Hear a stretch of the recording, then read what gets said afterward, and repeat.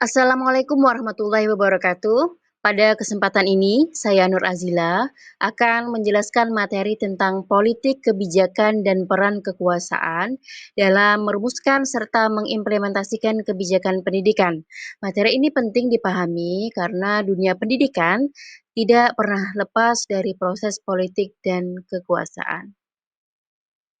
Pendidikan di Indonesia ini sangat dipengaruhi oleh kebijakan publik. Kebijakan ini tidak muncul secara tiba-tiba, tetapi lahir dari proses politik, diskusi, dan keputusan pihak yang memiliki kekuasaan. Oleh karena itu, setiap perubahan aturan, kurikulum, dan sistem pembelajaran selalu berhubungan dengan kebijakan yang dihasilkan oleh pemerintah. Lalu, apa itu politik kebijakan? Politik kebijakan adalah proses di mana pemerintah membuat keputusan publik yang berdampak pada masyarakat. Dalam dunia pendidikan, politik kebijakan berarti bagaimana pemerintah, baik pusat maupun daerah, menentukan aturan, program, serta arah pembangunan pendidikan. Nah, kebijakan-kebijakan tersebut dipengaruhi oleh kepentingan politik, pertimbangan sosial, dan kebutuhan masyarakat tentunya. Selanjutnya adalah bagaimana hubungan politik, kekuasaan, dan pendidikan. Pendidikan adalah sektor strategis yang menentukan masa depan bangsa. Oleh karena itu, pemerintah itu memiliki kekuasaan untuk menetapkan arah pendidikan nasional. Melalui kekuasaan inilah pemerintah itu dapat mengatur satu, kurikulum apa yang dipakai, standar kompetensi siswa, pengelolaan anggaran pendidikan, rekrutmen dan peningkatan kualitas guru. Artinya, politik dan kekuasaan itu pendidikan di Indonesia. Terus, bagaimana proses perumusan kebijakan pendidikan? Kebijakan pendidikan tidak dibuat secara asal, tetapi melalui beberapa tahapan. Yang pertama adalah identifikasi masalah.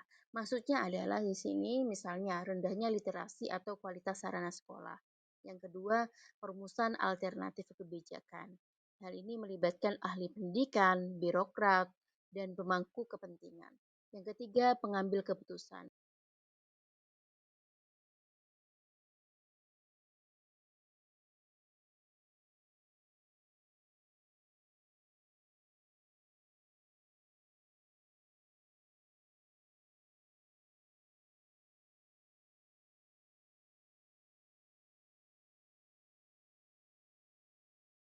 Kan proses panjang yang melibatkan banyak aktor seperti itu.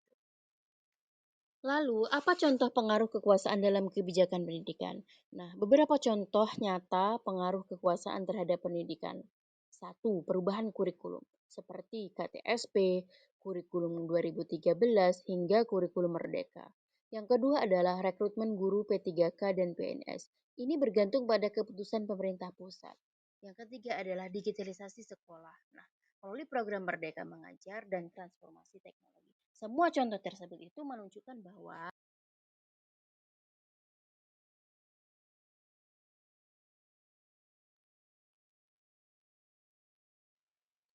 selanjutnya, apa dampak bagi guru dan sekolah? Nah, dengan kebijakan pendidikan ini memiliki dampak langsung pada guru dan sekolah. Di antaranya, satu, guru harus menyesuaikan metode mengajar. Kedua, sistem penilaian berubah. Ketiga, guru perlu mengikuti pelatihan atau pengembangan profesional. Keempat, sekolah harus menyesuaikan perangkat pembelajaran dengan kebijakan baru. Dengan kata lain, guru adalah pihak yang sangat merasakan perubahan kebijakan tersebut. Nah, dari beberapa slide yang sudah saya sampaikan tadi dapat ditarik kesimpulan bahwa pendidikan sangat dipengaruhi oleh dinamika politik dan kekuasaan. Sebagai guru, kita perlu memahami konteks ini agar bisa menjalankan kebijakan dengan tepat dan memberikan layanan pendidikan terbaik kepada siswa. Terima kasih, mungkin itu saja yang dapat saya sampaikan. Wassalamualaikum warahmatullahi wabarakatuh.